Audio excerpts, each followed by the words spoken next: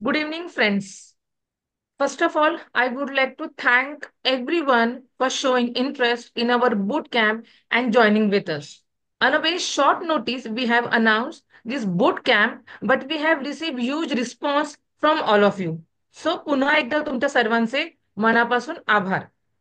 I advocate Tanuja Jadhav, founder of a courtroom training institute, welcoming all of you in our 4 days online boot camp on how to crack JMFC interview. Today's session is delivered by our respected speaker, Shri Pramod Ambekar sir. Sir आपल्याला औरंगाबादवरून join झालेले आहेत. सेशनची सुरुवात करण्या अगोदर मी तुम्हाला सरांबद्दल माहिती देऊ इच्छिते. बेसिकली हा जो आपण बूट कॅम्प ऑर्गनाईज केलेला आहे, अनाऊन्स केलेला आहे, ही कन्सेप्ट होती प्रमोद आंबेकर सर यांची. त्यांचा थॉट या पाठीमागे थॉट हाच होता, एक प्रामाणिक थॉट, की आता जे काही जेएमएफसी ऍस्पिरंट्स प्री मेन पास करून जे आता इंटरव्ह्यूला जाणार आहेत, सो त्यांना ज्या काही प्रॉब्लेम फेस होतात किंवा त्यांना सरांच्या मार्गदर्शनामुळे काही मदत होऊ शकेल आणि डेफिनेटली ती होणारच आहे, या अनुषंगाने त्यांनी एक प्रयत्न आमच्याकडे किंवा एक सुझाव आम्हाला त्यांनी दिलेला होता, जो आम्हालाही खूप आवडला. सो या नोटवर आम्ही मग विचार केला की जे जेएमएफसी स्टुडंट्स आहेत, इंटरव्ह्यूला जाणार आहेत, त्यांच्याकरता एखादा छोटासा 4 डेचा बूट कॅम्प आपण शेड्यूल करावा. सो आता त्या अनुषंगानेच आपण हा आज तुम्ही सगळे या बुट कॅम्प मध्ये जॉईन झालेले आहात. सो आजचे जे आपले स्पीकर आहेत Ambekar sir, he join judiciary as a JMFC judicial magistrate first class in 1991 and then join as a civil जज senior division.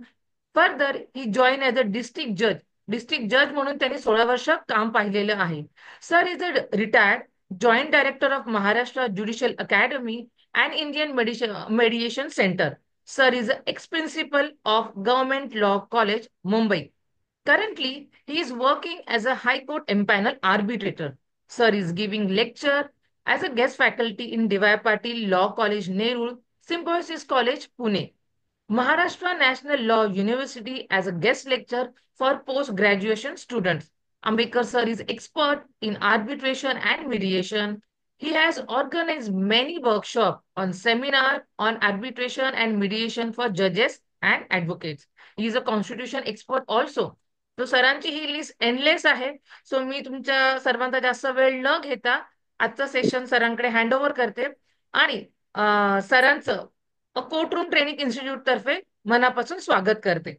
Thank you so much sir, तुम्ही तुमचा हा व्हॅल्युएबल वेळ आपल्या मुलांना देतात. सर, मी तुम्हाला विनंती करेन की तुम्ही आजच्या सेशनची सुरुवात करावी. Over to you sir. Good evening. सर्वांना ऐकू येतं का? ऐकू येतं सर्वांना? येतं ना Tanuja? Yes sir, yes sir. Yes, okay.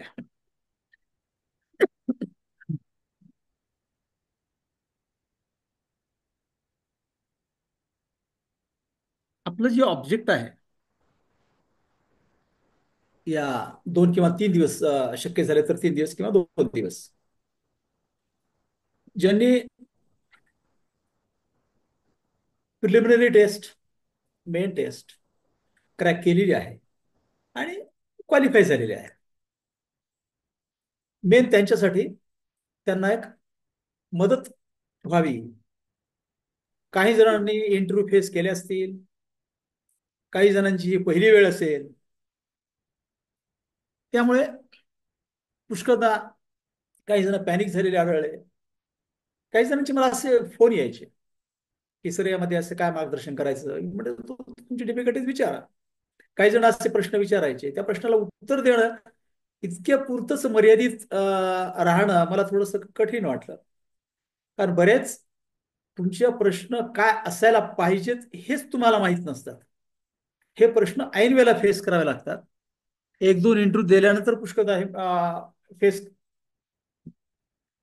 करता तुम्ही, आणि मग ज्या प्रॉब्लेम्स येतात त्याला वेळ निघून गेलेली असते. त्यामुळं आजाराच्या पूर्वी काही औषध देता येईल का, आणि तुमचा आत्मविश्वास वाढण्यासाठी थोडीशी मदत होईल का, हे मेन पर्पज या छोट्याशा वर्कशॉप समजा असं आहे. हे वर्कशॉप इंग्रजीमध्ये घेण्याचं पहिल्यांदा मी ठरवलं होतं, परंतु कसं आहे, कम्युनिकेशन मराठीमधून जास्त इफेक्टिव्ह होईल असं मला वाटलं, पण किमान एक पहिला दिवस ते पण पूर्ण मराठीतून आपल्याला एक कम्युनिकेट करूया. पहिल्यांदा मला तुमचे प्रॉब्लेम्स समजले पाहिजेत, की तुम्हाला मेनली ज्यावेळी तुम्ही दोन्ही परीक्षा पास झालेला आहात, त्याला आता तुम्हाला ओरल फेस करण्यासाठी तुमच्या मनामध्ये काय शंका, हे मी कलेक्ट करायला सांग, पण तेवढा वेळही आपल्याकडे शिल्लक नाहीये.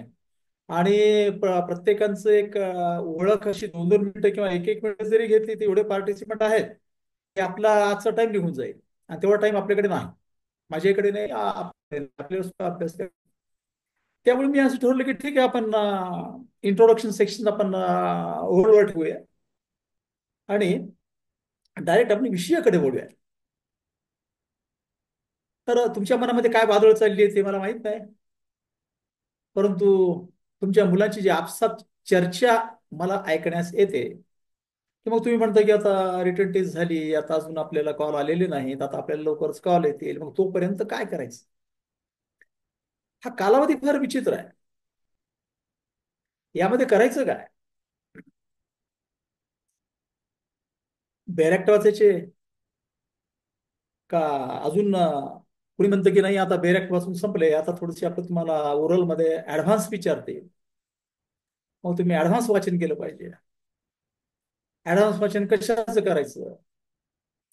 मग कुणीतरी एका पार्टिसिपंट असं विचारलं की सर, कॉन्स्टिट्यूशनचा अभ्यास करायचा का, कॉन्स्टिट्यूशन विचारतील काय, हे अभ्यास करायचा का, प्रश्न काय विचारतील. एक 5 ते 6 वर्षापूर्वी मला एकदा संध्याकाळी एक फोन आला. आणि माझी एक नातलग होती, ती डायरेक्ट डिस्ट्रिक्ट जजची परीक्षा पास झाली आणि तिचा ओरल होता दुसऱ्या दिवशी. तर तिला असं वाटलं की साहेब डायरेक्टर आहेत ज्युडिशियल अकॅडमीचे, नेहमी त्यांच्यासोबत कम्युनिकेशन चालू असतं त्यांचं, त्यांना माहित असतं, तर त्यांना थोडंसं विचारावं मदत होईल का. आणि त्या दरम्यान ती शी लॉस्ट कॉन्फिडन्स. त्या 4-5 दिवसामध्ये तिची जी चर्चा तिच्या मैत्रिणी मित्रांसोबत झाली, त्यामध्ये तिला असं दिसलं की काय एवढं कॉन्स्टिट्यूशन आहे, एवढा मोठा प्रचंड विषय आहे, सेशन कोर्टाचं एवढं प्रचंड ज्युरिस्डिक्शन आहे, एवढं आहे, CPC, CrPC, IPC, evidence act, constitutional law, interpretation of statute, काय नाही आहे. एवढे ऍक्ट त्याची नावं आपल्याला माहित नाहीत, आणि ते कोणताही प्रश्न ते विचारणार आपल्याला. त्यांना थोडंच बार आहे की हेच प्रश्न विचारा, तेच प्रश्न विचारा. कोणते प्रश्न का नाही इंटरनॅशनल लॉवरचे प्रश्न विचारणार, विचारू शकतो. शी लॉस्ट हर कॉन्फिडन्स. आणि तिने मला फोन करून सांगितलं की दादा, मी आता मला रिटर्न परफॉर्मन्स माझा चांगला झाला, परंतु ओरलला मला काही जमेल असं वाटत नाही. मी ज्या वेळेला एखाद्या प्रश्नाचं उत्तर तोंडी उच्चारायचा प्रयत्न करते, लिहिताना मला चांगलं वाटलं, परंतु ती वाक्यरचना बोलताना मला ते सुधरत नाही, आणि थोडासा घाम येतो. मी म्हटलं मग काय ठरवलं. ती म्हणजे माझी स्वतःची पर्सनल इच्छा अशी आहे की मी इंटरव्ह्यू फेस करेल असं मला वाटत नाही. Therefore I want to withdraw. मी म्हणलं यू आर डिटरमाइंड, ठरवलेलं आहे. ती म्हणजे मला तरी आता तरी सध्याच्या घडीला मी असं ठरवलं, उद्या इंटरव्ह्यू आहे आणि आज माझी अशी इच्छा आहे की आय हॅव टू विड्रॉ. मी म्हटलं no problem, you withdraw your self. उद्याची इंटरव्ह्यू तुम्ही जाऊ नका, काहीच फरक पडणार नाही, दुसऱ्या मुलीला संधी मिळेल. तुम्ही खुश व्हाल की तुम्हाला असं वाटेल की ठीक आहे बाबा, माझा जो बॅड परफॉर्मन्स होता तो बॅड परफॉर्मन्स पासून मी वाचले. तुम्हाला वाईट वाटण्याची गरज नाही, देऊ नका इंटरव्ह्यू. फक्त एकच गोष्ट लक्षात ठेवा की जर तुम्ही इंटरव्ह्यू दिला नाही, पॉसिबिलिटी 0% आहे. आणि जर इंटरव्ह्यू दिला तर पॉसिबिलिटी 10% ते 100% आहे. कारण रिटर्न टेस्ट तुम्ही पास झाला आहात, त्यामुळे काहीतरी प्रश्नाची उत्तर तर तुम्ही देणारच आहात. काही प्रश्नाची उत्तर तुम्हाला येणार नाही, ती कोणालाच येत नसतात. असा कोणी नसतो की ज्याचा इंटरव्ह्यू 100% एकूण एक प्रश्न जशाला तशी उत्तर, जशी पुस्तकात हवी तशी पुस्तकं, तशी उत्तरं देण्यात यशस्वी होणारा कॅन्डिडेट दिसत नाही, नसतोच. त्यामुळे तुम्हाला घाबरण्याची गरज नाही. त्यामुळे माझं तुम्हाला सर्वांना हेच सांगणं आहे, जरी समजा थोडाफार तुमचा कॉन्फिडन्स डाऊन झाला, तुम्हाला बोलण्याची मध्ये थोडीशी स्टॅमरिंग येत असेल, तुमच्या मनावर स्ट्रेस आहे, मी इंटरव्ह्यू करेल का नाही करेल का, मग ज्यावेळी तुमच्या मनामध्ये असं द्वंद्व सुरू होतं, एक सकारात्मक असतं की नकारात्मक असतं, एक पाय मागे ओढत असतं आणि एक म्हणत असतं फेस कर. आणि या प्रकरणामध्ये ज्यावेळेला कुण्या टेंडन्सीचा विजय होतो, कुण्या वृत्तीचा विजय होतो, ही तुमची पर्सनॅलिटी ठरवते. जी निगेटिव्ह ट्रेंडची मुलं असतात ती असा विचार करतात, नाही मला जमत नाही, नाही मला जमत नाही, नाही मला जमत नाही. ते सतत थोडाफार नकारार्थी भावना माणसाच्या मनामध्ये, सबकॉन्शियस माइंडमध्ये कुठेतरी जन्म घेत असतो. त्याला कारण बरेच असतात. त्याला कारण तुमचे मित्र सांगत असतात, तुमची मैत्रिणी सांगत असतात, किंवा तुमचा अनुभव असतो, कसे न्यायाधीश सुद्धा म्हणतात. त्यामुळे या भोवतालच्या वातावरणाचा पगडा तुमच्या मनावर बसतो आणि तुम्ही असं समजता की ही गोष्ट माझ्यासाठी शक्य नाही. झालं म्हणजे ठीक आहे. प्रिलिमिनरी एक्झामिनेशन होती, दिली, पास झाली. त्यानंतर मी मेन एक्झामिनेशन दिली, खूप अभ्यास केला, 4-4 घंटे अभ्यास केला, एवढं हे केलं, डेफिनेशन पाठ केल्या, सगळं पाठ केलं आणि झालं माझं काम. तो आता ओरल हे काही चालणार, माझ्यापुढे काहीच नाही, माझ्यापुढे पुस्तक नाही, माझ्यापुढे हे नाही, मी एकटीच आहे, ती 4 जण आहे, 5 जणांच्या कम्युनिटी पुढे मी एकटा किंवा एकटी आहे. त्यांना कोणतंही बंधन नाही, कोणत्याही कायद्याबद्दल ते विचारू शकतात. आतापर्यंत ठीक होतं, तुम्हाला सिलेबस तर जेवढे होते तेवढ्या विषयापैकी आता त्यांना काही, ते कोणते प्रश्न विचारू शकते तुम्हाला. काय नाही विचारायचं, इंटरनॅशनल लॉवरचा प्रश्न, इंटरनॅशनल कोव्हिनंटवरचा प्रश्न काय विचारू शकतील, पेटंटवर विचारू शकतील, कॉपीराईटवर विचारू शकतील, IPR वर विचारू शकतील. मग असं असलं तर आपलं कॉन्फिडन्स डाऊन होणार नाही, मला माहितच नाही का काय कसं वाटतं, मी काय करायचं अशा वेळी. मग ही नकारार्थी भावना एकदा प्रबळ झाली आणि ती प्रबळ होऊ लागली की ती तुम्हाला घातक असते. म्हणजे सगळ्यात मोठे वैरी, तुमचा सगळ्यात मोठा दुश्मन म्हणजे कोण असतं, तुम्ही स्वतःच असता.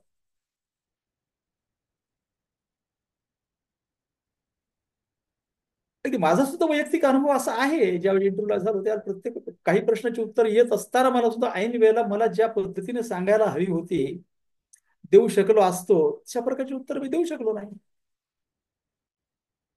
चुकीतून माणूस धडा घेत असतो, काही फरक पडला नाही, कारण बाकीचं परफॉर्मन्स चांगलं होतं, ताबडतोब सिलेक्शन झालं. त्याला तुम्ही किती पर्सेंट इंटरव्ह्यू सक्सेसफुल दिला, किती पर्सेंट इंटरव्ह्यू मध्ये आपल्या चुका झाल्या. पुष्कळदा मुलं आत जातात, आत गेल्यानंतर प्रश्न ओळखीचे वाटतात, हे वाटतात, पण तो ऐन वेळेला त्याचं कुठेतरी सेक्शन चुकतं. माणूस काय करतो, what is hot, what is grievous hot, हे असे बंबार्डिंग प्रश्न येत असतात. मग त्याला एक करेज गॅदर करणे आणि कुठेतरी पाठांतर केलेलं असतं, मग ते पाठांतराची जुळवाजुळव सुरू होते. मग ती जुळवाजुळव त्या वेळेमध्ये मॅच होत नाही, तोपर्यंत दुसरा प्रश्न येतो. अशा प्रकारे तुम्ही काय करता, मागे मागे मागे मागे बॅकवर्ड बॅकवर्ड जात असता आणि एंट्री तुमचा चांगला जात नाही.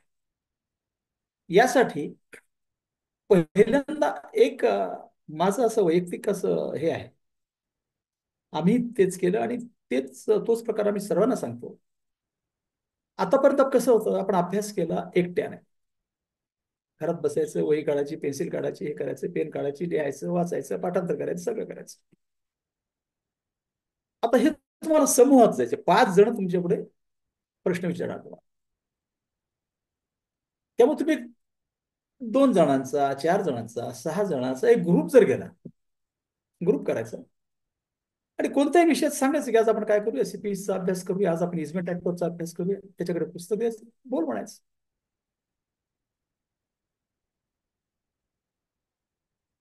आपण हुशार असू, आपल्याला लिगल नॉलेज असेल, परंतु एक्सटेम्पोर स्पीकिंग जो प्रकार आहे, 11th आवरला एखादा विषय विचारला त्यावर धाडकन काहीतरी सांगून टाकलंय, ती एक थोडीशी वेगळी कला आहे, की जी नुसत्या रुटीन स्टडीमध्ये किंवा पाठांतरामध्ये बसत नाही. थोडीशी परिस्थिती त्याला वेगळी लागते.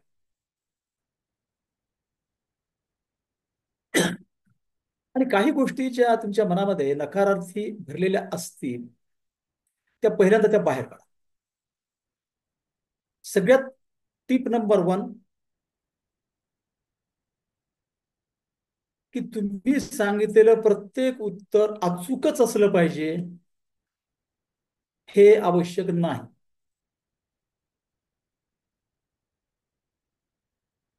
दुसरी गोष्ट,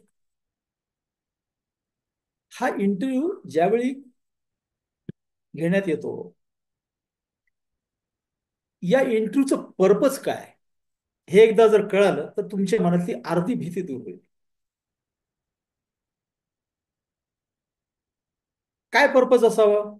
तुमच्याकडून हेच उत्तर देण्याची अपेक्षा असेल की they want to test my legal knowledge. JMFC साठी जे कायदे ज्ञान असणं आवश्यक आहे ते टेस्ट करणार, असं सर्वांच्या मनात असेल.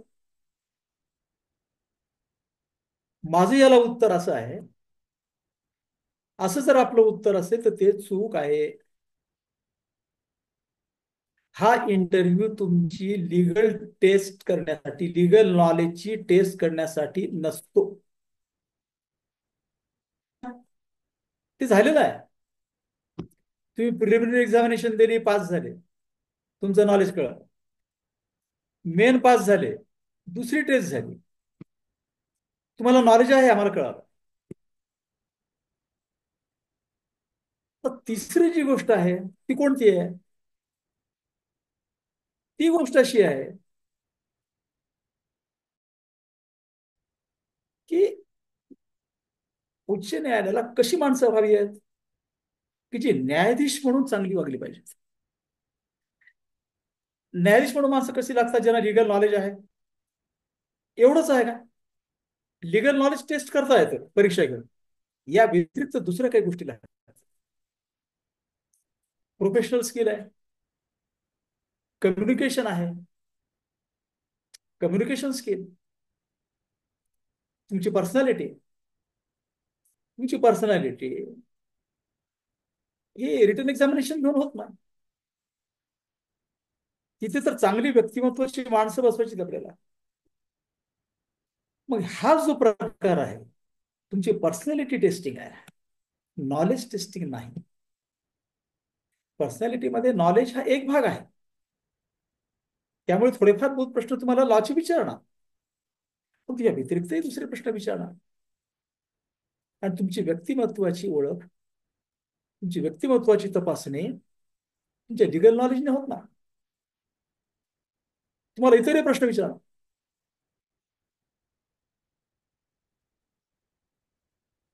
अजून तुमच्या मनामधले काही ज्या शंका आहेत, ज्या मला मी काल कल्पने नाही करायला, कारण प्रत्येकाशी कम्युनिकेशन करणं शक्य नाहीये. त्यामुळं मला जे वाटतं की त्यावेळी माझ्या परिस्थितीत काय होते की माझ्या या तुमच्या मुलांच्या चर्चेमधून जे काय आढळतं, तुमचं बोलणं कसं आहे, तुमचं वागणं कसं आहे, प्रश्नाला तुमची उत्तर देण्याची ढब कशी आहे, तुम्ही पॉझिटिव्ह आहात का, का तुमची नकारात्मक विचारसरणी आहे, तुमची बॉडी लँग्वेज काय आहे.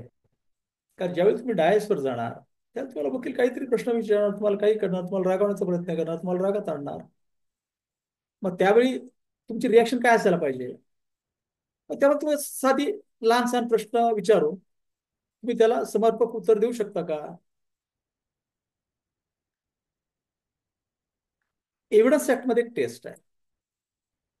प्रत्येक ठिकाणी तुम्हाला ordinary prudent man, a fact is said to be proved when ordinary prudent person believes the probability. Ordinary prudent person लिहिलेलं आहे. एक ऑर्डिनरी प्रुडंट पर्सन तुमची पर्सनॅलिटी पाहिजे. नुसतंच लिगल नॉलेज कामाचं नाहीये, प्रुडन्सी पाहिजे. एक ऍडल्टनेस पाहिजे. मग हे टेस्ट करण्यासाठी हा तुमचा ओरल इंटरव्ह्यू घेण्यात येतो. त्यामुळे हेन्स फॉर उद्यापासून रोज डेफिनेशन पाठांतराच्या भानगडीत पडू नका. एकदा तुम्हाला समजलं ठीक आहे. तुम्हाला प्रश्न विचारला व्हॉट इज रेज्युडिकेटा, सेक्शन 11 पूर्णच्या पूर्ण पहिलेपासून शेवटपर्यंत पाठ करण्याची तुम्हाला आवश्यकता नाही. तुम्हाला समजलं ना रेज्युडिकेटा काय आहे ते. रेज्युडिकेटाचा ऑब्जेक्ट तुम्हाला माहिती आहे की एक इश्यू वारंवार डिसाईड करत नाही. एक गोष्ट जी ऑलरेडी डिसाईड झालेली ती पुन्हा डिसाईड करण्यामध्ये काही मतलब नाही. There is no propriety in deciding the same matter again and again. Otherwise, there will be multiplicity of litigation, and there will be no justice. There is possibility of different findings on the similar issues. Now, why to permit the parties to read evidence again and again on the same issue? या सगळ्या गोष्टी तुम्हाला माहित आहेत. Why are you using that bookish language? Bookish language तुम्ही वापरण्याचा प्रयत्न कराल तर तुम्हाला ते आठवण्याचा प्रयत्न करावा लागेल. हा आठवण्याचा प्रयत्न आता सोडून द्या. कोणती गोष्ट आठवण्याचा प्रयत्न करू नका, कारण तुम्हाला तेवढं आठवून उत्तर देण्यासाठी तुमची हे होत नाही, वेळ तुम्हाला पुरेसा नसतो आणि तिथे सिच्युएशन थोडीशी वेगळी असते. एक तर तुमचा स्ट्रेस प्रचंड असतो. त्यामुळे एक गोष्ट मनातून हे काढून टाका की आता आपलं लिगल नॉलेज टेस्ट होणार आहे. लिगल नॉलेज टेस्ट झालेला आहे, त्यामध्ये तुम्ही पासही झालेला आहात. मग कशाला पुन्हा तेच हे करता.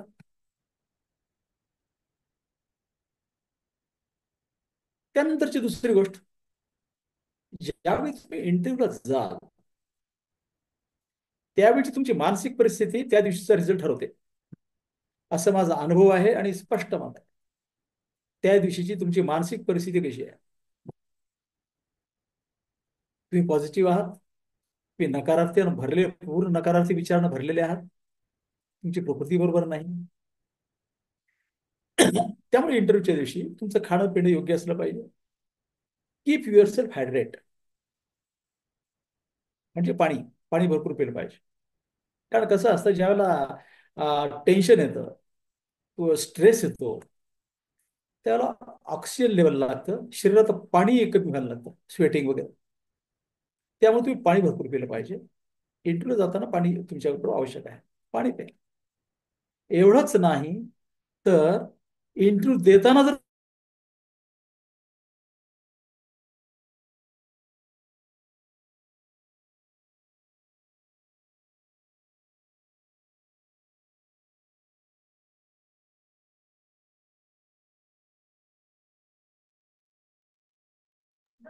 काही प्रॉब्लेम आहे का? हाँ हाँ। हा, काही प्रॉब्लेम आला का? ऐकू नाही येतं का? सर. बंद नाही सर. बंद ओके. झाला होता 2 मिनिटं. हा बंद झाला होता सर. हा, बंद झाला होता बंद. ओके. एकच मिनिट थोडं. हा, एव्हरीथिंग इज ऑल राईट नाव. हा येस ओके सर. ओके. हा, यस सर. तर मी सांगत होतो, आपण आपली मानसिक परिस्थिती आणि शारीरिक परिस्थिती दोन्हीही त्यावेळी व्यवस्थित पाहिजे. आपण पाणी पिलेलं असलं पाहिजे. तहान लागली की तुमच्या मेंदूचं थोडस हे कमी होतं आणि त्यामुळे तुमची मानसिक परिस्थिती चांगली असावी यासाठी तुम्ही बरोबर पाण्याची बाटली घेणं भाग आहे. आणि मी ती एवढे सांगेन, जर इंटरव्ह्यू चालू असताना सुद्धा जर तुम्हाला खूप तहान लागली असेल तर they can offer you water. आणि डोंट हेजिटेट, घ्या. इंटरव्ह्यूला जाण्याच्या पूर्वी एंट्री, काही जण पुष्कळ काय करतात की एंट्री कशी असावी, पहिल्यांदा डावा पाय टाकावा का पहिल्यांदा उजवा पाय टाकावा, मान किती अंशामध्ये कललेली असली पाहिजे, याला फारसं इम्पॉर्टंट नसतं. उलट काय होतं, तुमचं रिलॅक्सनेस जातो. त्यामुळे you must be completely relaxed. तुम्ही जेवढे रिलॅक्स आहात, पूर्ण रिलॅक्स माणूस असणं शक्य नाही, कारण तुमच्या याच्यावर प्रचंड ताण आहेच असणार आहे. हा ताण आपल्याला ओव्हरकम करायचा आहे. Stress, we have to overcome that stress. Get the stress on your mind. But stress should not overcome you. त्यामुळे हा स्ट्रेस जरी असेल तर तो कसा आपण मॅनेज करायचा स्ट्रेस. तर त्याला माझं असं उत्तर राहील, फारस या फंदात पडू नका की माझे ठीक आहे. आपला ड्रेस कोड आपण पाळायला पाहिजे, आपला कंगव्याला बांगडी वगैरे पडायला पाहिजे. आपल्या जे अपिअरन्स आहे त्या निसर्गाने दिलेलं अपिअरन्स आहे, ते युनिक अपिअरन्स आहे तुमचं. प्रत्येकाचं युनिक अपिअरन्स असतं. जगात दुसरा तुमच्यासारखा व्यक्ती नसतो. त्यामुळं you must be proud of it. तुम्हाला त्याचा अभिमान असला पाहिजे. मी युनिक पर्सनॅलिटी आहे. आणि एंट्री करताना फारसं हे न करता, मात्र एंट्री करताना त्याचे काही मॅनर्स पाळा. गेल्यानंतर सगळ्यांना yes sir, yes madam, good morning असेल तर गुड मॉर्निंग, गुड आफ्टरनून असेल तर गुड मॉर्निंग, गुड आफ्टरनून, त्यांना तुम्हाला विश करणं भाग आहे. परत जाताना सुद्धा थँक्स म्हणणं भाग आहे. तुम्हाला इंटरव्ह्यू चालू असताना अटेंटिव्ह असणं फार जरुरी आहे. पुष्कळदा काय असतं की ज्यांनी आतापर्यंत कधी इंटरव्ह्यू अटेंड केलेले नाहीत, त्यांच्या बाबतीत काय होतं, ते थोडेसे घाबरतात. फिअर. घाबरल्यानंतर मग कसं होतं, थोडस हाताला थोडासा असा कंप सुटतो काही जणांच्या, पाय सुद्धा असे लटपडतात. आणि मग तुमच्या हातून क्रिया बरोबर होत नाहीत. कुठं फाईल पडणे, कुठं पायाला ठेच लागणे, या सगळ्या गोष्टी काय दाखवतात, तुमच्या मनातलं भय हे दाखवत असतात. एका सदग्रस्तांनी तर जाताना गेल्यानंतर ते खुर्चीवर ज्या बसायचं होतं, त्या खुर्चीला त्यांचा हात कापत होता, खुर्चीला असा धक्का लागला की खुर्चीच खाली पडली. म्हणजे कसं झालेलं आहे, भीतीनं तुमच्या मनावर पूर्ण पगडा केलेला आहे. अशा परिस्थितीत इंटरव्ह्यूची अपेक्षा करताच येत नाही चांगलं इंटरव्ह्यू देणं. किमान तुम्हाला समोर दाखवता आलं पाहिजे की I am completely relaxed. I am completely relaxed. कारण का, तुम्ही 2 टेस्ट पार केले, 2 हडल्स पार केले. लिगल नॉलेजचं हे संपलेलं आहे मला लिगल नॉलेज, कारण मला मार्क्स मिळाले त्यामध्ये. आणि जर एखाद्या प्रश्नाला उत्तर येत नसेल तर येत नसेल.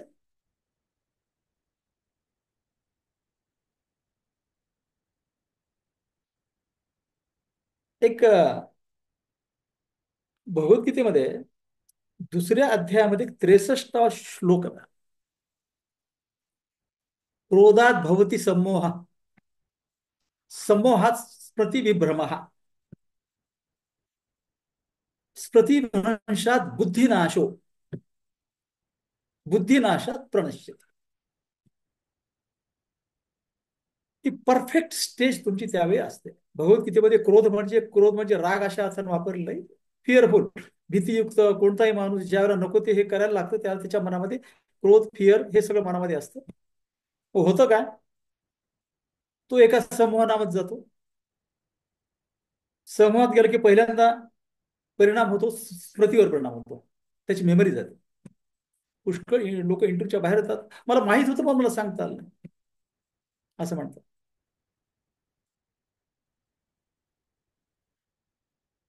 आणि ते तुमचा बुद्धिभेद होतो. एक गोष्ट लक्षात ठेवा, तुमचं लाईफ पुढे पडलेलं आहे. तुम्हाला इंटरव्ह्यू द्यायचा आहे आणि त्यांना इंटरव्ह्यू घ्यायचा आहे. प्रोसेस आहे. तुम्हाला नोकरीची गरज आहे, त्यांनाही न्यायाधीशांचे सिलेक्शन करणं भाग आहे, जरुरी आहे. पहिल्यांदा एक लक्षात घ्या, ज्यावेळी तुम्ही न्यायाधीश म्हणून जा, कदाचित न्यायाधीश म्हणून गेल्यानंतर सुद्धा तुमच्या ट्रेनिंगला मी कुठेतरी तुम्हाला दिसेल. अजूनही मी जातो तिथे. ज्यावेळी मला बोलवतं त्यावेळी मी तिथे जातो गेस्ट लेक्चर म्हणून ज्युडिशियल अकॅडमीला.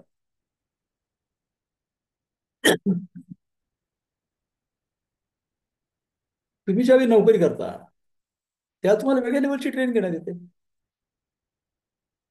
आज न्यायाधीशासाठी काय आवश्यक आहे माझी अशी वैयक्तिक असं धारणा आहे की इंटरव्ह्यू कमिटी त्यांना रोज 25 जणांचे, 40 जणांचे जर इंटरव्ह्यू घ्यायचे असतील, एकेकाला जर 10 मिनिटं दिले तर जवळपास 300 मिनिटं झाले, म्हणजे 5 तास झाले. 5 तासामध्ये मधला एखादा ब्रेक गेला तर 6 6 7 6 होतो. त्यामुळे कालमर्यादा त्यांनाही असते. तुमची पर्सनॅलिटी, तुमची बॉडी लँग्वेज, तुमची विचारसरणी,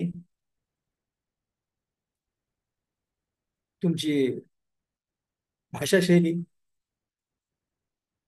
उत्तर मांडण्याची कला, तुमचा निर्भयपणा, प्रत्येकाच्या मनामध्ये काहीतरी असं साचलेलं असतं या इंटरव्ह्यूच्या वेळी, आणि कोणीतरी सांगितलेलं असतं. कोणीतरी असं सांगतं की बाबा हे करताना कधी आपण आपल्याला जर उत्तर येत नसेल तर आपण सॉरी म्हणायचं. कितीदा सॉरी म्हणणार?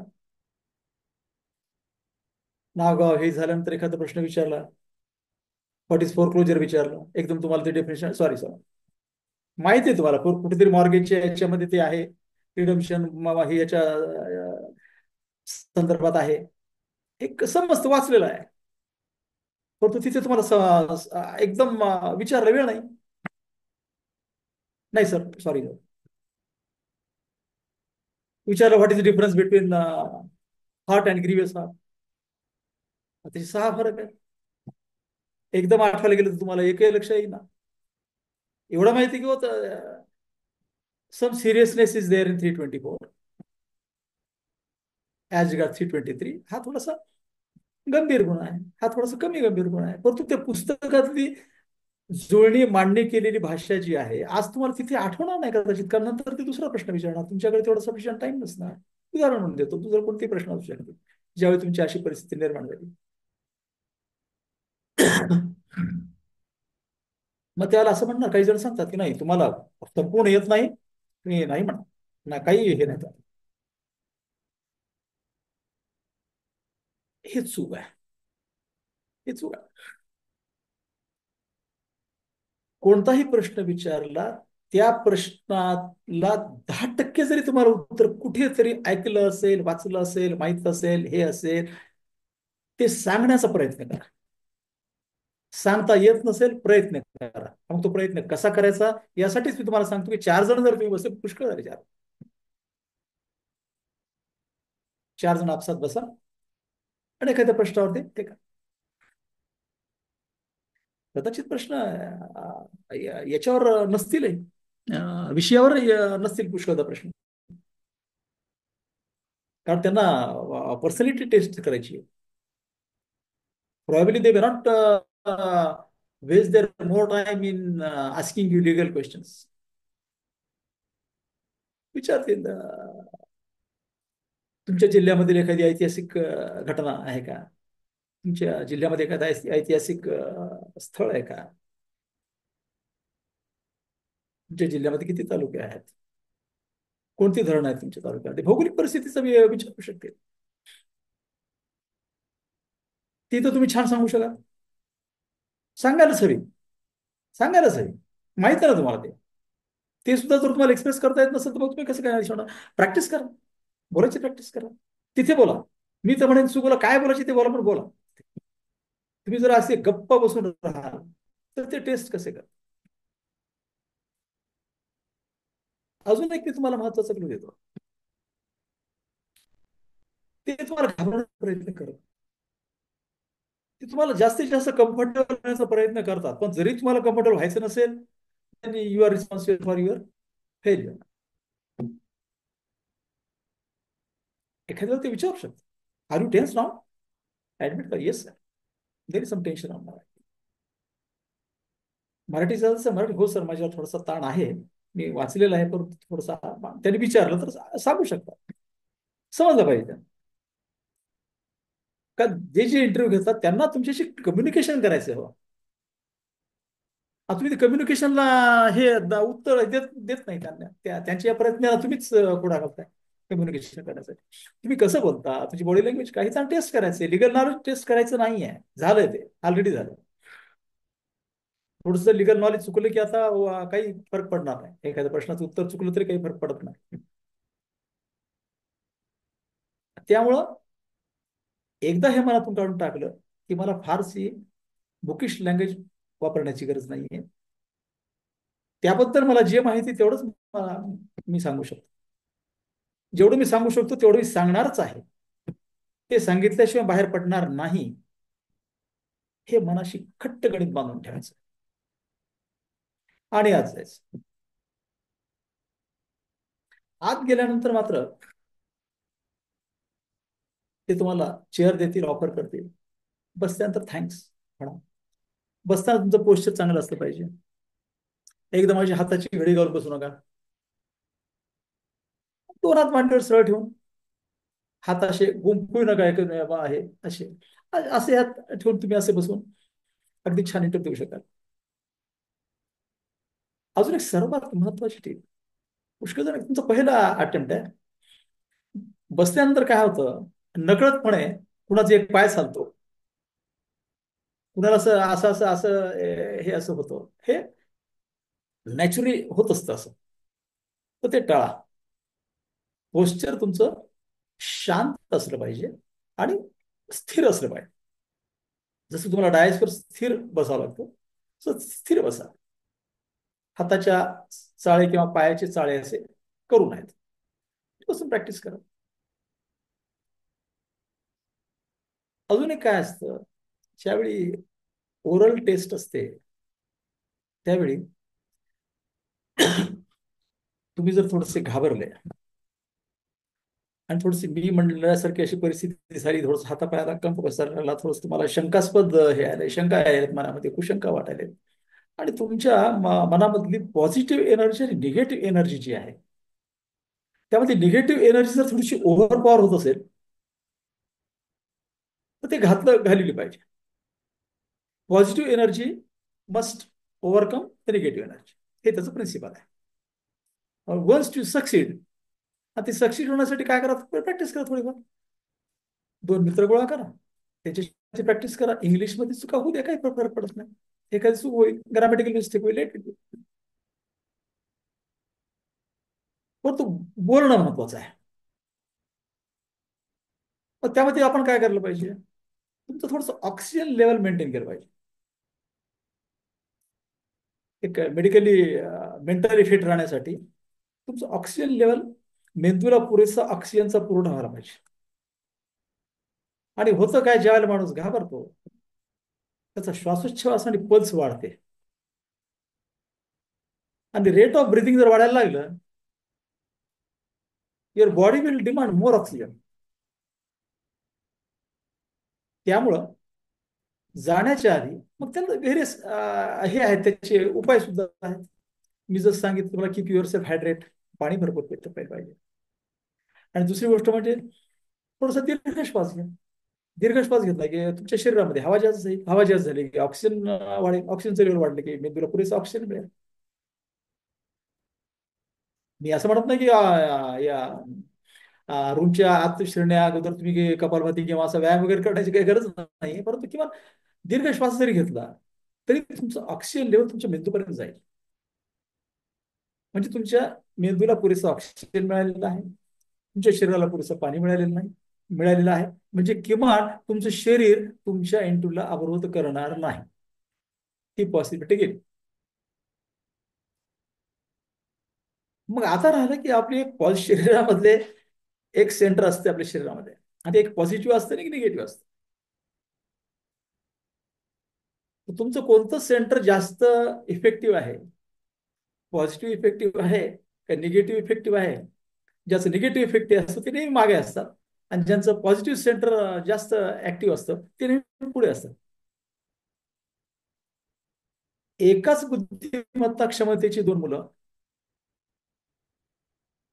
ज्याचं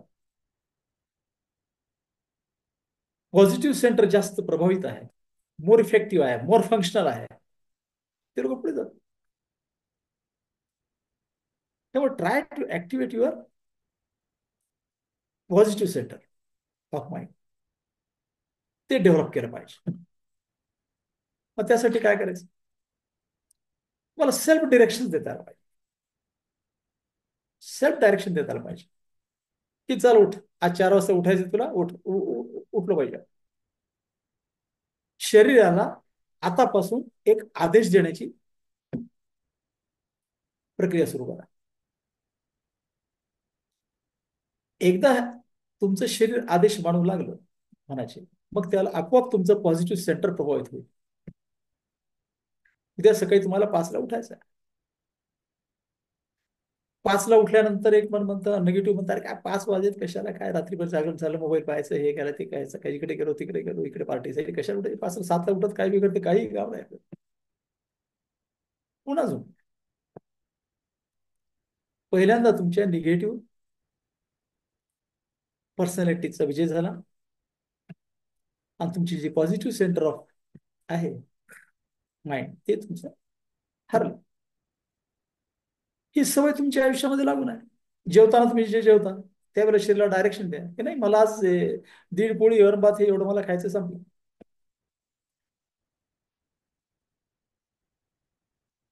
एक म्हणून नाही नाही, आज हे आहे, हे आज हे स्वीट आहे, हे आहे, ते आहे, खा, काही काय होतं. तर प्रत्येक ठिकाणी चालताना, बोलताना, वागताना, आईशी वागताना, वडिलांशी वागताना, समाजाशी वागताना हे आपण नेहमी पॉझिटिव्ह सेंटर आपलं फंक्शनल पाहिजे. आपल्या शरीरातलं हे पॉझिटिव्ह चक्र आहे ते ओव्हरपॉवर पाहिजे. एकदा तुमच्या मनामध्ये नकारार्थी विचारांनी प्रभाव टाकला की तुमचं परफॉर्मन्स पडून, त्याच्यामुळे शरीराला डायरेक्शन देण्याची सवय असते पाहिजे. तुला हे उत्तर द्यायचं आहे, तुला इतक्या वेळेला उठायचं आहे, तुला इंटरव्ह्यूला जायचं आहे, अशा पद्धतीने बसायचं आहे, हात नाही कापला पाहिजे, बस उठ. स्वतःच्या मला डायरेक्शन ज्या वेळेला देऊ, काही दिवसानंतर तुम्हाला सवय होऊन जाते.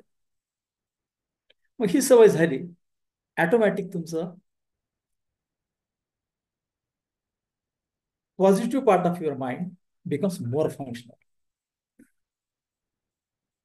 सकारात्मक ऊर्जा आणि नकारात्मक ऊर्जा, नकारात्मक ऊर्जा कशी घालवायची, सकारात्मक ऊर्जा कशी वाढवायची, यावरती एक सत्य आहे की सकारात्मक ऊर्जा जी आहे ती नकारात्मक ऊर्जेपेक्षा 8 टाइम्स मोर पॉवरफुल आहे. But still we allow that negative energy to overpower positive energy. त्यामुळे मनाशी घट्ट बांधा, नाही काही होणार, नथिंग विल हॅपन. एक तर नक्की गोष्ट आहे, तुम्हालाही माहिती आहे, मलाही माहिती आहे, सर्वांना माहिती आहे की ज्यावेळी तुम्ही मध्ये जाल त्यावेळेला तुम्हाला कोणी मारहाण करणार नाही, तुम्हाला कोणी शिवीगाळ करणार नाही, तुमचा कोणी अपमान करणार नाही. मग तुम्हाला घाबरायचं कसं? ते साधे प्रश्न विचारले, तुमच्याशी बोलू इच्छितात ते, हे त्यांचं मोठे, पण एवढे मोठे माणसं तुमच्याशी बोलू इच्छितात तर बोला ना त्यांच्याशी, कुठे बिघडलं, बोला तुमच्या भाषेत बोला. फारच नाहीच यायला लागलं तुम्हाला इंग्रजी तर ठीक आहे साहेब, मला म्हणजे I can speak but now right now I lost my courage to speak in English, therefore may I speak in Marathi sir. That is also good sir. नाही काय बोलले तुम्ही, काहीतरी नाहीच बोलताय त्यापेक्षा बोललेलं बरं. Is always good to speak in English in front of that. पण ते येतच नसेल काही ऐन वेळेला जर तुमचं धैर्यच मिळालं तर तुम्ही काहीतरी हे करा. थोडक्यात म्हणजे बाहेर येताना रडत येऊ नका,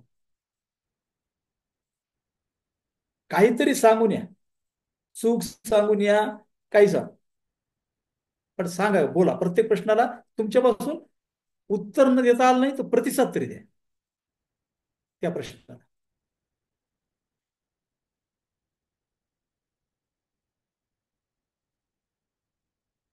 हे लिगल नॉलेजचा अभ्यास केला हो, पुष्कळ केला, पण हे काय आता हे केलं तर 2 तास आपल्याला एखादा रेजिस्ट्रेटर बोलता येईल, त्यानंतर रेस गेस्टेबद्दल बोलता येईल, सेल ऑफ गुड्स ऍक्ट आहे, पार्टनरशिप ऍक्ट आहे, सहज काही बोलता येईल आपल्याला. पण आता ते संपलेलं आहे.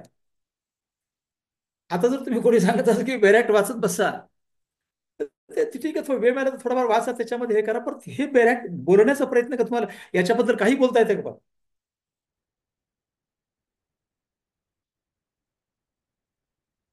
इस्टॉपल आहे. काय फरक आहे रेज्युडिकेटामध्ये आणि इस्टॉपलमध्ये? काय फरक आहे? काहीच माहित नाही तुम्हाला. एकदम ती टर्म ऐकली, ती टर्म माहिती आहे, पण दोन्ही मधला फरक तुम्हाला सांगता म्हणजे वाचलेला नाही दोन्ही मधला फरक. पण तुम्हाला रेज्युडिकेटा विचारत काय माहिती आहे, इस्टॉपल विचारत काय माहिती आहे? कौन बनेगा करोडपती मध्ये आपण पाहतो, उत्तर येत नसतात. समोरचा माणूस काय करतो, त्याच्या लॉजिक वरून उत्तराची दिशा ठरवतो. उत्तराची दिशा ठरवतो आणि काहीतरी बोलतो. ते लॉजिक तुम्ही वापरा.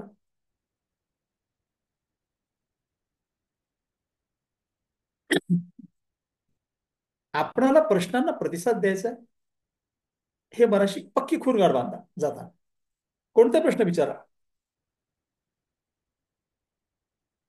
एकच काम करा, प्रश्न पूर्ण ऐकून घ्या. Attentive listening, casual listening. नाहीतर पुष्कळदा काय करतात काही जण, पहिलं केव्हा उत्तर सुरू करायचं हे कळत नाही, आणि त्याचं अर्धा प्रश्न संपला, प्रश्न संपायच्या आतच पुन्हा काहीतरी. तुम्हाला मोर पर्टिक्युलर हे केव्हा येतं, ज्यावेळी तुम्हाला एखाद्या प्रश्नाचं उत्तर येत असतं, त्यावेळी आपण काय करतो की तुम्हाला हे उत्तर असं काही ओमिट करायचं नाही, उलटी करायची नाही आपण त्याची. आपणाला ते उत्तर जे आहे ते प्रभावीपणे मांडायचं आहे. मग हे मांडत असताना पहिल्यांदा असं मांडलं पाहिजे की त्यांचा प्रश्न पूर्ण होऊ द्या. पूर्ण झाल्यानंतर satisfy your self that I understood the question, मला प्रश्न समजलेला आहे. शक्य आहे एखाद्या वेळेला अटेंटिव्ह लिसनिंग असेल तुम्ही प्रश्न समजायला पाहिजे काय याच्यामध्ये, पण समजा तुम्हाला समजणार नाही किंवा त्या प्रश्नामध्ये काहीतरी खोच असल्याचं तसं तुम्हाला जाणवं, you can ask them politely, pardon sir, I did get the, असं म्हणा तुम्ही, I did get the question, pardon sir, they will repeat the question, repeat the question. अर्थात प्रत्येक प्रश्नाला अलाउड नाही, पण शक्यता आहे की पहिल्यांदा ज्यावेळेला सुरू होतं, ज्यावेळेला तुमच्या मनाला लॉट ऑफ प्रेशर असतं, एक लक्षात घ्या, last part of the interview जो आहे त्यावर तुम्ही बरेचसे अकस्टम झालेले असतात या गोष्टीसाठी. त्या 5-6 प्रश्न विचारलेले असतात, तुम्ही त्याच्याशी बोललेले असतात, मग तो पण तुमची सुद्धा सेल्फ डिफेन्स मेकॅनिझम थोडासा हे झालेला असतो. आणि मग नंतर ते ज्यावेळेला ओळखतात की हा थोडासा विद्यार्थी, याचा इंटरव्ह्यू देण्याचा पहिला टाइम आहे किंवा हा कुठे आहे, आणि न्यायाधीशासाठी काही मोठं भाषण करणं काही फारसं अपेक्षित नाही. प्रश्नाला उत्कृष्ट प्रतिसाद, आदर्श प्रतिसाद देता आला पाहिजे. अजून एक सगळ्यात महत्वाची गोष्ट कशी आहे, नको त्या गोष्टी आपण आपल्या हाताने ओढून घेत असतो पुष्कळ.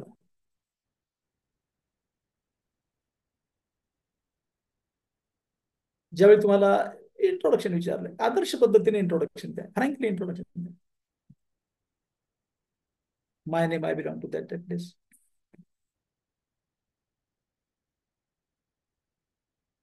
How many questions have you dealt with, how many cases have you dealt with, what nature of suits have you fight. मग त्यावेळेला तुम्ही जर सांगाल की मी असं केलं, मी इतके रिट दाखल केलं, म्हणजे जर तुम्ही तुमच्या संभाव्य प्रश्नांचा कक्षा वाढवताय, तुम्हाला जर असं वाटत असेल की त्यांना असं अपेक्षित आहे की मी खूप केसेस चालवल्या असल्या पाहिजेत, मी खूप सिनियर सारखा वागलेलं असलं पाहिजे, माझ्याकडे भरपूर काम आहे, त्यानंतर माझ्याकडे सेशन्स केस, काही जण सांगतात नाही सर मी 4 सेशन केस चाललं, हे चाललं ते चाललं, डिस्ट्रिक्ट कोर्टामध्ये गेलो, हायकोर्टामध्ये ग्रीट दाखल केलं. त्यांचं काम तुम्हाला एलिमिनेट करण्याचं तुम्ही सोपं करताय, कारण ते हायकोर्टामध्ये बसलेले लोक आहेत, त्यांचं काय त्यांना ते हायकोर्टच्या प्रोसिजरशी एवढं हे असताना, कॉन्स्टिट्युशन एवढं ते रोजचे प्रश्न असतात, ते तुम्हाला केव्हा काहीतरी प्रश्न विचारून निरुत्तर करू शकतात. तुम्ही ज्या पोस्टवर जात आहात ती पोस्ट आहे दिवाणी न्यायालय कनिष्ठ स्तर, सिव्हिल जज junior division and judicial magistrate first class. त्या पोस्टसाठी आवश्यक असलेली जे प्रोव्हिजन्स आहेत त्या प्रोव्हिजनच्या अंतर्गत ज्या केसेस असतील त्या केसेस चालू द्या. Not necessary that you appeared before sessions court. चाललेले असतील, if you are well versed with the procedure of session trial, okay. पण तुम्ही जर 4 सेशन चालवले म्हणणार तर ते ऑब्व्हियसली तुम्हाला 324 मध्ये 326 मध्ये घेऊन जाणार नाही. ते म्हणते what is the difference between culpable homicide amounting to murder and culpable homicide not amounting to murder. या प्रश्नाचं उत्तर कसं देणार? या प्रश्नाचं उत्तर कसंही दिलं तरी 50% खरं नसतं, किती अभ्यास करून पुस्तकात वाचलं तरी. कारण ती कन्सेप्टच एवढी हे आहे, ती समजून सांगणं थोड्या वेळामध्ये अशक्य आहे. त्यामुळं ज्यावेळी तुम्ही इंटरव्ह्यू फेस करा, पण कम इंटरव्हल तुम्ही स्वतःलाच त्याच्यामध्ये हे करता. हायकोर्टामध्ये कुठेतरी मी हायकोर्टामध्ये प्रॅक्टिस पुष्कळ केली आहे. सांगा मग तुमची लिगल राईट एन्फोर्समेंट करण्यासाठी तुम्ही हायकोर्टात जाणार का सुप्रीम कोर्टात जाणार? whether you file read before Supreme Court or High Court to exercise your legal right. मग हायकोर्ट का सुप्रीम कोर्ट तुम्ही पाहिजे म्हणजे हे अवघड प्रश्नाची उत्तर जी आहे त्याला तुम्ही अडचणी द्यायला नको. त्यामुळं जर तुम्ही फ्रँकली सांगितलं सर मी तुमची प्रॅक्टिस चांगली असेल, तुमच्या घरी ऑफिस असेल तर तेही सांगू शकाल, पण त्यांना हे नको आहे. त्यांना काय हवं, एखादा सिव्हिल जज ज्युनियर डिव्हिजन कोर्टामध्ये काम करणारा थोडंफार सिव्हिल जज कधीतरी एडीजे कोर्टात गेला असेल, नाही असेल, हायकोर्ट त्यांना पाहिलं असेल, नाही पाहिलं असेल, पण तो खालच्या कोर्टामध्ये व्यवस्थित त्यांना ऑब्झर्वेशन चांगलं आहे, त्याच्याकडे 100 केसेस असतील का 5 केसेस असतील याच्याशी सुद्धा फारसा संबंध नाही. थोडी बहुत प्रॅक्टिस आहे, मी सिनियरला सहकार्य करतो, याच्यामध्ये मी सहकार्य केलं, इजमेंट ऍक्ट याच्यामध्ये मी सहकार्य, स्पेसिफिक प्रॉब्लेमच्या एखाद्या सूटमध्ये मी सहकार्य केलं पुष्कळदा. हे तुमच्याकडूनच बोलून घेतो. तुम्हाला बोलता येत नाही तर कम्युनिकेशन करायचं सांगा, म्हणतात तुम्ही कोणती केस या रिसेंटली लढवलेली आहे. लढवली असेल तर ठीक आहे, लढवली नसेल तर नाही सर, सिनियर कोर्ट माझे लढत होते त्यावेळेला मी ऑब्झर्व करत होतो स्पेसिफिक प्रॉब्लेमचा सूट होतो. मात्र ज्या वेळेला हे वाक्य एक स्पेसिफिक परफॉर्मन्स ऑफ कॉन्ट्रॅक्टचा सूट होता म्हणाल त्याला तुम्हाला काय माहित असायला हवं, स्पेसिफिक परफॉर्मन्स कॉन्ट्रॅक्टच्या कोणत्या कलमाखाली हा सूट दाखल केलेला आहे. सेक्शन 6 केलेला आहे, सेक्शन 12 खाली आहे, सेक्शन 34 खाली आहे, 38 खाली आहे, 43 40 खाली आहे, मॅन्डेटरी इंजंक्शनचा सूट आहे. ज्यावेळी असं म्हणाल त्यावेळेला त्याची पूर्ण पीठिका मनात तयार करून ठेवा, तुमच्याकडे ठेवा. मी सांगतो सिव्हिल जज ज्युनियर डिव्हिजन पुढे कोणकोणत्या स्वरूपाचे दावे होतात. स्पेसिफिक परफॉर्मन्स ऑफ कॉन्ट्रॅक्टचा दावा होतो, इंजंक्शनचे दावे होतात, पार्टिशनचे सूट होतात, एन्क्रोचमेंटचे सूट होतात, सेक्शन 6चे सूट होतात, डिक्लेरेशनचे सूट होतात, पोझेशनचे सूट होतात. तर असे 5-6 प्रकारचे दावे त्याची माहिती घेऊन ठेवा तुमच्या सिनियर कडून. ते 5-10 मी तर म्हणेन आता तुम्ही काय करा, हे अशी प्रॅक्टिस केल्यापेक्षा तुमच्या सिनियरकडे किंवा कोणाकडे जा आणि काय करा की त्यांच्याकडून स्पेसिफिक परफॉर्मन्स आणि स्पेसिफिक परफॉर्मन्स ऑफ कॉन्ट्रॅक्टचा ज्यावेळी एखाद्या दाव्याचा अभ्यास कराल, कारण पुष्कळदा काय होतं तुम्हालाच ते बोलतं करतात, तुम्हालाच बोलतं करतात. सांगा म्हणतात एवढं टाइम केल्यापेक्षा तुम्ही कोणता सूट दाखवायचं स्पेसिफिक कोणा सेक्शन दाखल केला, सेक्शन 6चा सूट होता. सेक्शन 6 म्हणजे काय, if any person is dispossess from property without due process of law then his possession can be restored and the suit must be filed within 6 months. आज तुम्हाला माहित असलं पाहिजे, हे तुम्हाला माहित असलं पाहिजे. शांत शब्दात सांगा त्याचं अपीलचं प्रोव्हिजन आहे का, नाही त्याला अपील निर्विजन. म्हणजे जे तुम्ही सांगा, तुम्ही जर सांगितलं की सेक्शन 6चा सूट चालवला, तुम्ही जर चाललो की सेक्शन 12चा स्पेसिफिक परफॉर्मन्स ऑफ कॉन्ट्रॅक्टचा सूट मध्ये मी चालवली किंवा माझ्या सिनियरला मदत केलेली आहे, पुणे सेक्शन खाली सूट दाखल केला, 12 सेक्शन खाली दाखल केला. तेच हे करतात. त्यामध्ये डिफेन्स काय होता? मग त्याच्यासाठी मी तुम्हाला सांगतो, असं जर प्रश्न विचारला तर त्यावेळेला जी केस तुम्हाला असे तिथे सांगण्यासारखी असेल त्या केसचा घरी अभ्यास करून टाका.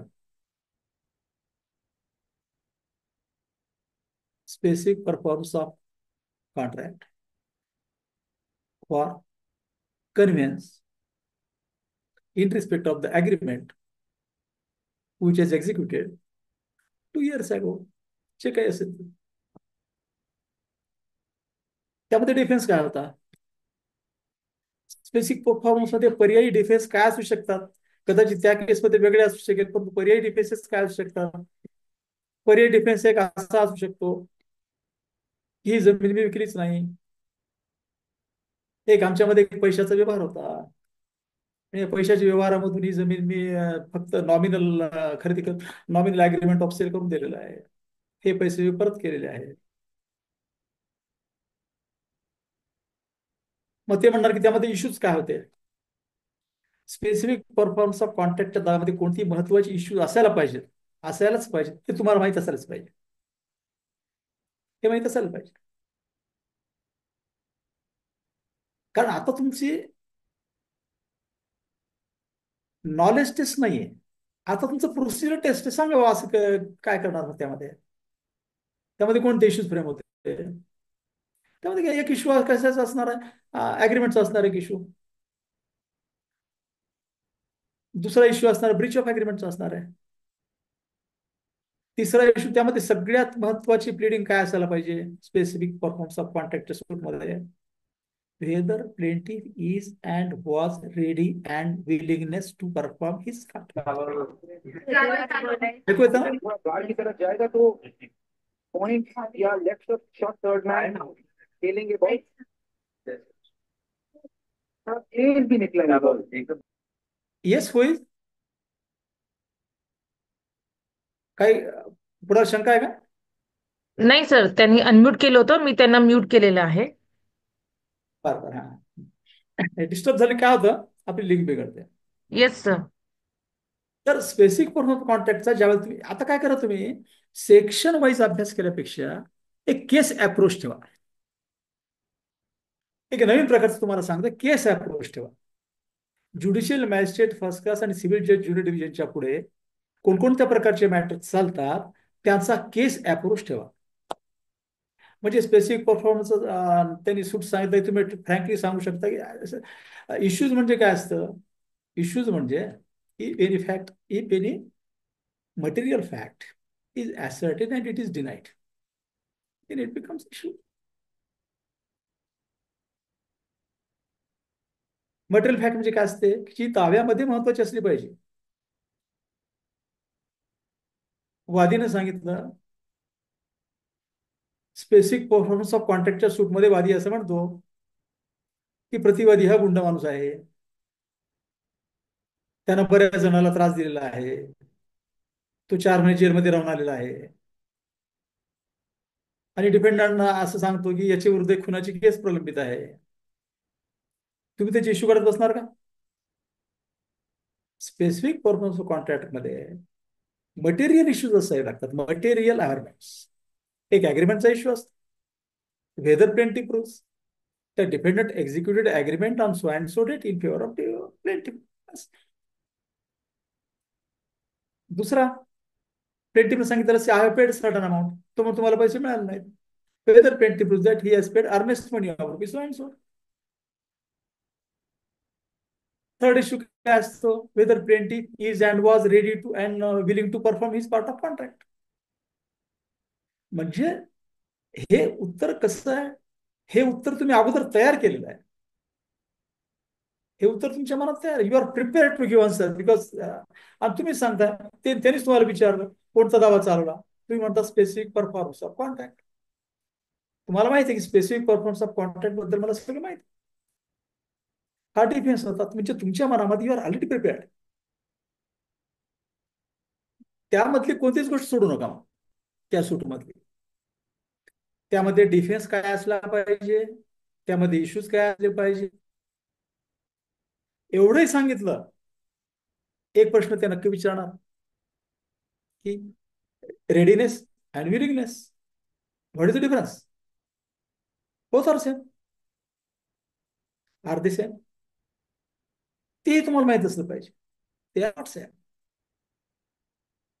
आज आपण याच्यामध्ये खुलामत नाही असतं, फक्त उदाहरण म्हणून सांगतो. ज्यावेळी तुम्ही अभ्यासाला बसता त्यावेळी ज्या वेळेला असं आढळेल तुम्हाला, त्यावेळी तुम्ही तुमच्या सगळ्या शंका एका कागदावर लिहून ठेवा.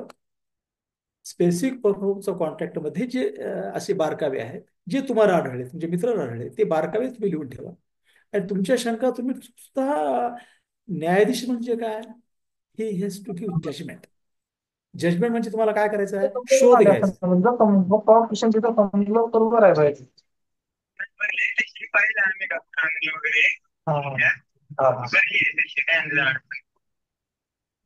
देर are some interruptions madam. Yes. हा, रेडी. जसं तुम्हाला रेडीनेस अँड विलिंगनेस, त्याने विचारलं तुम्हाला what is the difference, readiness and willingness. Apparently both terms appear same. Willingness म्हणजे काय? विलिंगनेस म्हणजे माझी इच्छा आहे.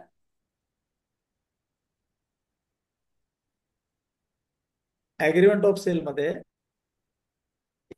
ची किंमत ठरलेली आहे, 50,000 भरलेले आहे आणि 50,000 भरण्याची माझी इच्छा आहे. That is called willingness.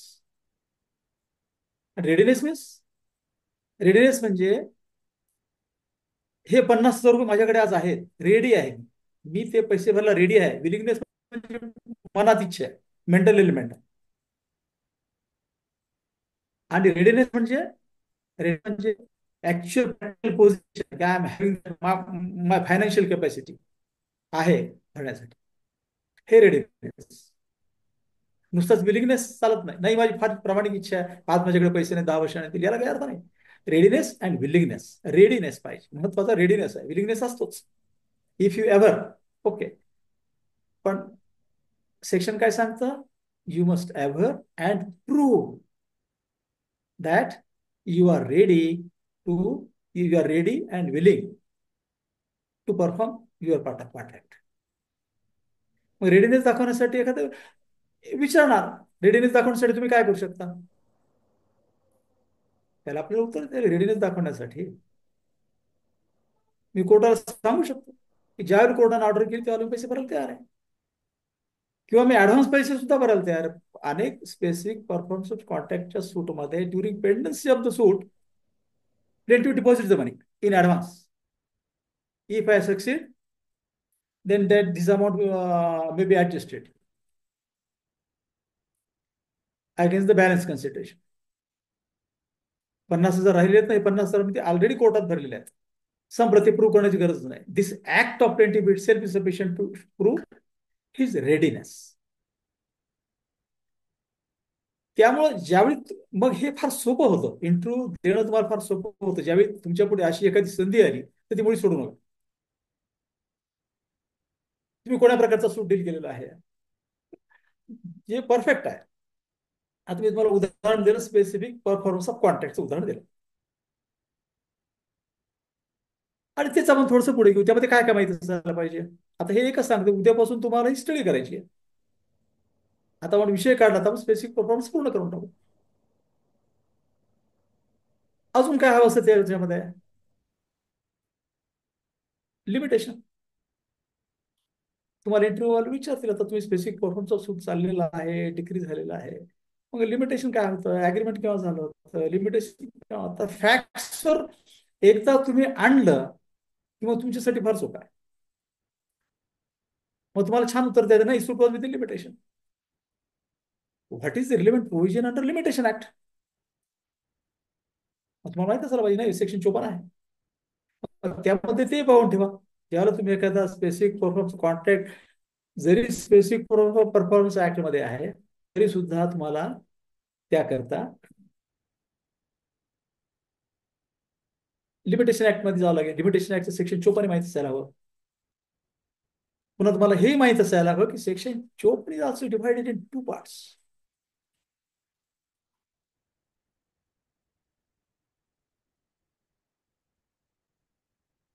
When time is essence of contract. एखाद्या अग्रीमेंटमध्ये असं लिहिलेलं असतं की हे याची खरेदी खत होण्यासाठी हे 60 खत आज तयार केले, याची खरेदी खत याला 6 महिन्याची मुदत देण्यात येईल, 6 महिन्यानंतर याला पूर्ण पैसे द्यावेत आणि मी त्याला खरेदी खत करून देईन. अशा प्रकारचं काहीतरी रिसेटच त्या याच्यामध्ये आहेत अग्रीमेंटमध्ये. आणि या दरम्यान त्या व्यवहारासाठी काहीतरी ऑफिसची परवानगी लागत असेल, कन्सल्टेशन ऑफिसची परवानगी लागत असेल, डेप्टी कलेक्टरची परवानगी लागत असेल, ठीक आहे, आदिवासी जमीन असेल त्याच्यासाठी परवानगी लागत असेल, काहीतरी असेल परवानगी लागत असेल. ही परवानगी काढून घेण्याचं काम मालकाचं असायला पाहिजे. आणि जर मालकानं जर ते 6 महिन्याच्या अवधीमध्ये करून दिलं नाही तर 6 मुदत संपली. Suit must be file within 3 years. 3 वर्षापर्यंत काहीच केलेलं नाही, टाइमपास सगळे, इन्व्हिटेशन मोजावे, मग दावा डिसमिस करायचा. त्यावेळेला तुम्हाला लिहावं लागेल की त्या केसमध्ये time not essence of contract because it was depending upon some activities to be done by the owner. मग त्यावेळी काय लिमिटेशन आहे, मग त्यावर तुम्हाला सेक्शन 54चा अभ्यास करायला. तसं नाहीये, परंतु सेक्शन 54 म्हणजे 3 वर्ष ज्यावेळी त्यानं रेफ्यूज केलं म्हणजे स्पेसिफिक परफॉर्मन्सचा सूट पक्का करण्यासाठी तुम्हाला स्पेसिफिक परफॉर्मन्स ऑफ कॉन्ट्रॅक्ट करावं लागेल. त्यासाठी कॉन्ट्रॅक्टमध्ये ते contract must be enforceable, must be consideration, competent parties, म्हणजे तुम्हाला कॉन्ट्रॅक्ट ऍक्टचं ते पाहावं लागेल, लिमिटेशन ऍक्टच्या 2 हे पाहावे लागतील. Whether time was essence of contract, whether time was not essence of contract, हेही पाहावं लागेल. नंतर तुमचा दावा डिक्री होणार. तुमचा दावा डिक्री झाला नंतर ते एक्झिक्युशन बद्दल विचारू शकतात. ते म्हणणार की have put the ticket to execution. आपल्याला सगळं माहित पाहिजे, कारण लक्षात ठेवा 5-10 मिनिटं तुम्ही जर बोलत ठेवलं त्यांना सगळं छानपैकी, संपला इंटरव्ह्यूचा टाइम संपला, त्यानंतर काहीच येणार नाही तुम्हाला फॉलोमध्ये. Means you can invite that interview in your favour. अशी जर संधी आली तर मुळी सोडायची नाही. थोडासा टाइम आहे का हा सर, एक 10 मिनिटं आहे आपल्याकडे. ठीक आहे, ठीक आहे, ठीक ओके. आहे. तर ही एक अतिशय सुंदर पद्धत आहे इंटरव्ह्यू आपल्या पद्धतीने ओढून घेण्याची. तुमचं काम फार सोपं होतं. त्याचं एक्झिक्युशन तुम्हाला माहित असेल तर सांगण्यात छान वेळ जातो तुमचा. तुम्हाला विचारतील की degree specific performance of suit is degreed. Preliminary degree frame करणार का फायनल डिग्री. पुन्हा हे 2 आले, सीपीसीच्या 2 टर्म्स आले त्यामध्ये. तुम्हाला माहित असायला हवं what is preliminary degree, what is final degree. ही काही तुम्ही सांगणार नाही, तुम्हाला निश्चित पाठ असणार, कारण तुम्ही आता ज्यावेळी मेनची परीक्षा पास झाली. What is preliminary degree, what is final degree तुम्हाला माहिती असायलाच पाहिजे. माहित नसेल तर घरी जाऊन पाहून घ्या. स्पेसिफिक परफॉर्मन्सची डिग्री कोणती आहे, प्रिलिमिनरी. प्रिलिमिनरी डिग्री म्हणजे काय, some more things have to be done in future before final degree is framed, हे आपल्याला माहित आहे. मग त्यासाठी स्पेसिफिक परफॉर्मन्सच्या सूटमध्ये काय करावं लागेल विचारू शकतात तुम्हाला. एकच हे झालं तीच लिंक घेऊन, कारण त्यांनी काय केलंय, एक they have set the ball in motion. आणि तुम्हाला ते तुम्ही आता मग त्यावेळेला स्वतः सचिन तेंडुलकर समजू शकता असे प्रश्न आले तर छान धुवाधार फलंदाजी करू शकता. सांगा की सर प्रिलिमिनरी डिग्री होती, एक्झिक्युशनला टाकली. एक्झिक्युशनला टाकल्यानंतर नोटीस गेल्या. नोटीस गेल्यानंतर कोर्टाने ऑर्डर केला की draft conveyance, draft sale deed दाखल करा. आम्ही ड्राफ्ट सेल डीड दाखल केलं. ड्राफ्ट सेल डीड अप्रूव्ह झालं. ड्राफ्ट सेल डीड अप्रूव्ह करून घ्यावं लागतं, कारण पुष्कळदा ड्राफ्ट सेल डीड मध्ये आपण लिहू शकतो, त्याच्यामध्ये विहीर लिहू शकतो, त्याच्यामध्ये झोपडी लिहू शकतो, त्याच्यामध्ये एकदा परमनंट फिक्स्चर लिहू शकतो की जे ऍग्रीमेंट मध्ये नाही. मग त्यावेळी प्रतिवादी आक्षेप घेऊ शकतो की सर ठीक आहे, दावा जरी डिक्री झाला, विहिरी संदर्भात नाहीये, विहिरीचा दुसरा राईट आहे, या विहिरीमध्ये ऑलरेडी 4 जणांचे अधिकार आहेत, ही विहीर विकण्याचाच मला अधिकार नव्हता, फक्त मी जमीन विकलेली आहे. यांनी या ड्राफ्टमध्ये विहीर सुद्धा टाकलेली आहे. मग त्यामध्ये पुन्हा हे होतं सेक्शन 47 खाली, सेक्शन 47 सिव्हिल प्रोसिजर कोड खाली पुन्हा हे वेगळे प्रकरण तयार होतं. मग त्या प्रकरणासाठी वेगळा सूट दाखल करायचा का? पुन्हा तो प्रश्न निघाला. मग त्यावेळेस तुम्ही सांगता ना sir, every problem raised in execution proceedings should be decided in execution proceeding only. No separate suit shall lie.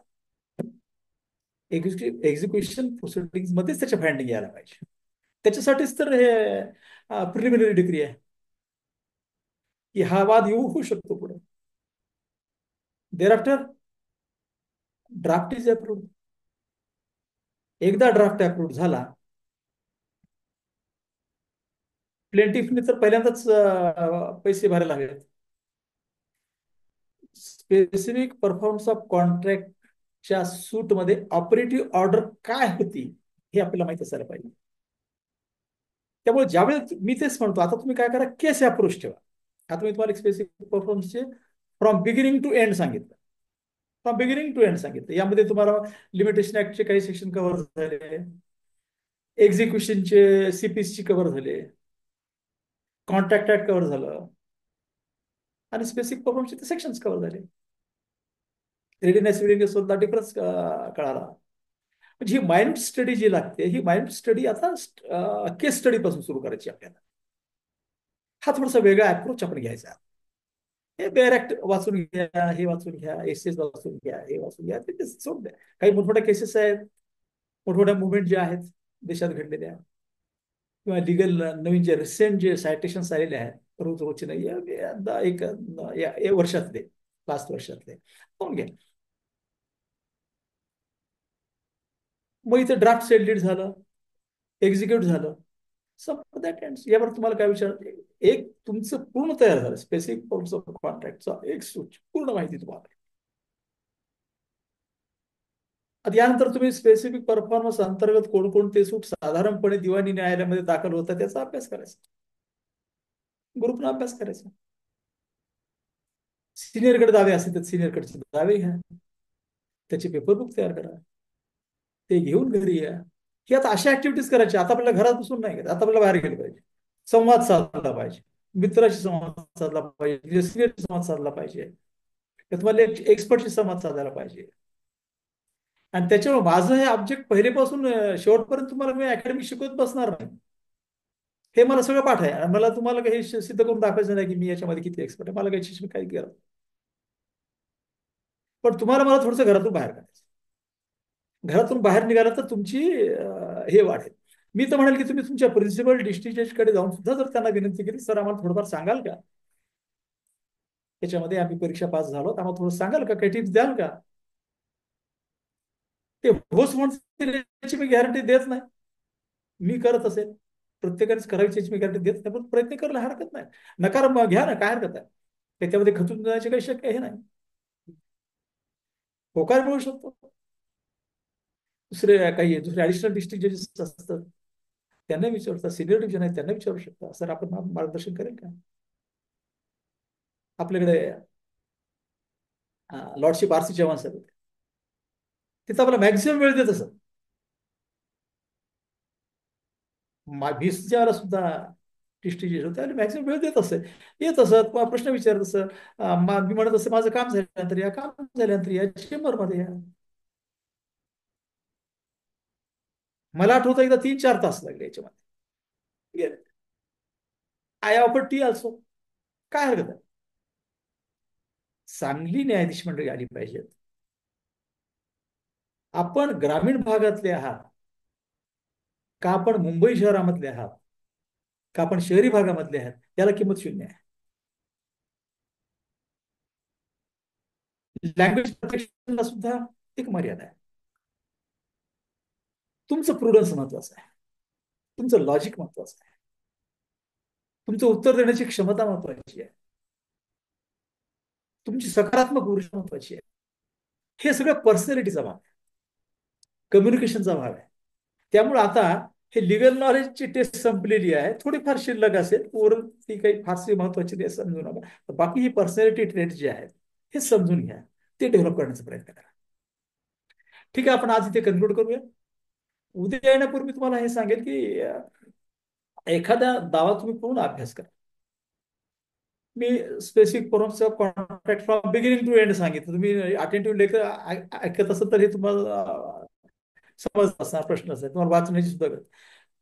Injunction आहे, परमिच्युअल इंजेक्शन आहे, टेम्पर इंजेक्शन आहे, मॅन्डेटरी इंजेक्शन आहेत, यावरचे प्रश्न विचारणारच ना. न्यायाधीशापुढची रोजचे रोज ब्रेड अँड बटर हेच आहे, रोजच आहे काम आहे, इंजेक्शन आहे, त्याच्याबद्दल विचारणारच. एका ज्यावेळेला 100-125 जणांचे इंटरव्ह्यू घ्यायचे त्यावेळेला त्यांना लिस्ट तयार करायला लागणार. यालाही विचारणार, याला स्पेसिफिक पॉवर विचारणार, याला सेक्शन 6 बद्दल विचारणार, दुसऱ्याला त्याला ते प्रश्नाची उजळणी. प्रत्येकालाच एकच प्रश्न तर वाटायला येणार नाही, प्रत्येकाला वेगवेगळे प्रश्न विचारणार. एखाद्याला कॉन्स्टिट्यूशनचे प्रश्न विचारू शकतात, त्याचे उत्तर देण्याची पद्धत आहे वेगळी, ते आपण पुढच्या लेक्चरमध्ये कव्हर करूया. पहिल्यांदा आजपासून आपण कसं करायचं की सेल्फ डायरेक्शन. या सेल्फ डायरेक्शन मध्ये आपली पॉझिटिव्ह एनर्जी वाढण्यासाठी थोडस तुम्हाला आपल्या शरीराला कष्ट द्यायचं. सकाळी लवकर उठायचं. थोडं योगा आणि मेडिटेशन जर तुम्ही केलं, याचा फायदा निश्चित 101% होईल, याची मला खात्री आहे. ठीक आहे, you conclude now. Yes sir, yes sir, definitely sir. खूपच छान तुमचं लेक्चर झालेलं आहे. मला काही कमेंट्स फीडबॅक सुद्धा आलेले आहेत. सो आय होप की आपले जे पुढचे सेशन्स पण होणार आहेत हे असेच खूप छान पद्धतीने होणार आहेत. आणि मुलांना हे जे आता ऍस्पिरंट्स आहेत जे MFC इंटरव्ह्यू, सो हे त्यांना त्यांची इंटरव्ह्यू क्रॅक करण्याकरता डेफिनेटली तुमच्या मार्गदर्शनाचा त्यांना उपयोग होणार आहे सर. येस. झालं तर फार जस्ट चांगली एक गोष्ट आहे. स्मॉल अनाउन्समेंट फ्रेंड्स, की आपले हा जो आमचा अटेम्प्ट आहे हा, तर आपण आता पुढचे जे लेक्चर्स आता 3 अजून बाकी आहे ते आपण करणारच आहोत. पण आपले काही कोर्टरूम ट्रेनिंग इन्स्टिट्यूट तर्फे काही ऑनलाईन कोर्सेस देखील आहेत. जे काही JMFC ऍस्पिरंट्स आहेत त्यांना सिव्हिल आणि क्रिमिनल ची माहिती हवी असेल, ऍक्च्युअल कोर्ट प्रॅक्टिस कशी असते किंवा ती कशी करावी, या संदर्भातले आपल्या वेबसाईटवर ते कोर्सेस अवेलेबल आहे. त्याच्याकरता तुम्ही आमच्या बॅकएंड टीमला कॉन्टॅक्ट करू शकता, जेणेकरून तुम्हाला त्याचा उपयोग होईल. सो बाकीचे सुद्धा आपले कोर्सेस आपल्या वेबसाईटवर आहेत. सो उद्याचं सेशन सुद्धा सरच घेणार आहेत, सेकंड आणि third session. Fourth session Katore sir आणि आंबेकर सर लास्ट सेशन आपलं घेणार आहेत. Yes. Thank you so much um, ma'am for your feedback. Sir खूपच लोकांना, फ्रेंड्सला मोटिवेशनल असं सेशन झालेलं आहे आपलं आजचं. आणि त्यांचे काही प्रश्न असतील तर ते एक जमा करून ठेवा, म्हणजे लास्ट सेशन जे येस, आहे मी ते आपण ग्रुपवर त्याच्यामध्ये सर करू. त्यांना सांगते की तुम्ही तुमचे क्वेश्चन्स शेअर करा, पोस्ट करा. आपण शेवटच्या मला दिवशी त्यांचे इंटरव्ह्यूमध्ये येणाऱ्या क्वेश्चन्स आपण, संभाव्य अडचणी. हो, आपण त्यांचे क्वेश्चन आन्सर शेवटच्या दिवशी घेऊयात. ओके. सो फ्रेंड, आजचं लेक्चर आपण इकडे कन्क्लूड करतोय. उद्याची लिंक तुम्हाला ग्रुपमध्ये मी शेअर करेन. हो. या.